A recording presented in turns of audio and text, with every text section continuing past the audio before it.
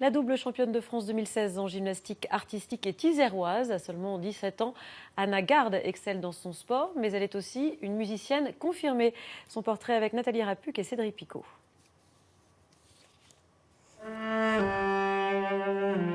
La gymnastique ou le violoncelle. Anna a choisi de concilier les deux. Pour le côté sportif, c'est dans ce gymnase à Cessiné-Parisé qu'elle a commencé dès son plus jeune âge. À 12 ans, elle quitte sa famille direction Toulon, puis Londres, pour se consacrer entièrement à ses deux passions.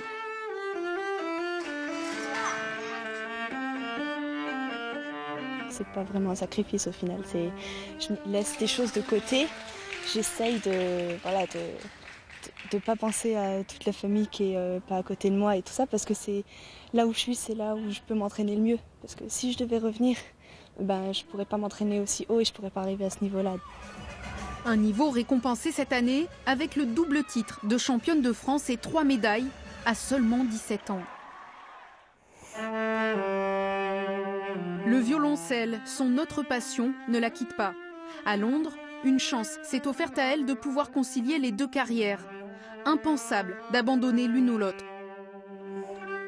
Quand je suis en vacances, des fois je m'arrête 2 semaines. Ou voilà, et ça fait du bien aussi parce qu'il faut s'arrêter des fois. Mais après, j'ai hâte de reprendre. Anna passe les épreuves du bac en France. Pas facile de suivre les cours à distance, mais ses parents la soutiennent. Donc ça c'est bon. François gère aussi sa vitrine internet à l'aide de sa maman, pianiste. Un investissement important. Son père lui consacre énormément de temps et d'argent. Nous, à côté, c'est le sacrifice déjà de la séparation, mais aussi le sacrifice financier, puisqu'il faut suivre après derrière financièrement pour les logements, pour les frais de transport, pour les frais d'hébergement, les frais de scolarisation. Et là, plus on grandit dans le niveau scolaire et sportif, plus c'est coûteux. L'adolescente est consciente de l'engagement de sa famille.